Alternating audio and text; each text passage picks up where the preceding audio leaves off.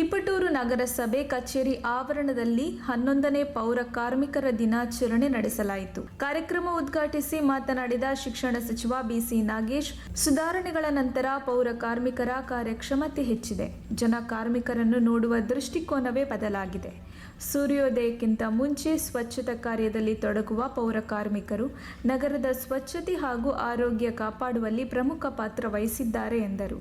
ಕೆಲ ಸಂದರ್ಭಗಳಲ್ಲಿ ಪೌರ ಕಾರ್ಮಿಕರಿಗೆ ಸಕಾಲದಲ್ಲಿ ಸಂಬಳ ಪಾವತಿ, ISI ಮತ್ತು PFನಲ್ಲಿ ತೊಡಕಾಗಿದ್ದು, ಕಾರ್ಮಿಕರ ಹಣವನ್ನು ಯಾರ್ಯಾರು ಲಪಟಾಯಿಸಿದ್ದರು ಎಂಬುದು ಗೊತ್ತು.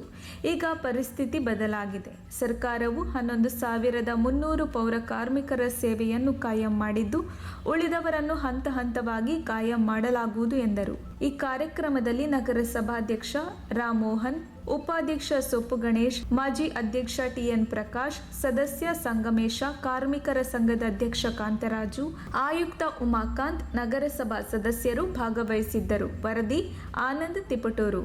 ಹೇಳ್ತಾರೋ ಇಲ್ಲೋ ಗೊತ್ತಿಲ್ಲ. ಸೂರ್ಯ ಉದಯಿಸೋದನ್ನು ಬೇಕಾದ ಜನ ನೋಡೇ ಇರ. ಆದರೆ ಪ್ರತಿದಿನ ಸೂರ್ಯ ಉದಯಕ್ಕೂ ಮುಂಚೆ ಬಂದು ಸೂರ್ಯ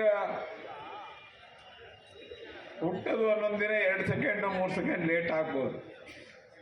ಆದರೆ ನಮ್ಮ ಕಾರ್ಮಿಕರು ಒಂದೂ ದಿನ ಲೇಟ್ ಆಗದೆ ಈ ನಗರದ ಬಹುಜನರ ಬಾಳಿಗೆ ಬೇಕಾದಂಥ ಸ್ವಚ್ಛತೆಯನ್ನು ಮಾಡ್ತಿರುವಂಥ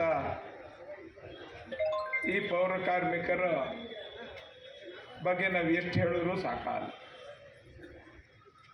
ನಮಗೆ ನಿಮಗೆಲ್ಲರ ಆದರ್ಶವಾಗಿದ್ದಂಥ ಮೋದಿಯವರು ಪೌರ ಕಾರ್ಮಿಕರ ಕಾಲನ್ನು ತೊಳೆದಿದ್ದಂಥದ್ದು ತಾವು ನೀವೆಲ್ಲರೂ ನೋಡಿ. ಆದರೆ ಈ ದೇಶದ ಪ್ರಧಾನಿ ಪೌರ ಕಾರ್ಮಿಕರಿಗೆ ಕೊಟ್ಟಂಥ ಸ್ಥಾನ ಏನು ಅನ್ನುವಂಥದ್ದು ನಿಮ್ಮೆಲ್ಲರಿಗೂ ಅರ್ಥವಾಗಿದೆ. ನಮ್ಮಗಳಿಗೂ ಇನ್ನೂ ಅರ್ಥವಾಗಬೇಕಾದಂಥ ದಿನ ಇನ್ನೂ ಬರಬೇಕಾಗಿದೆ.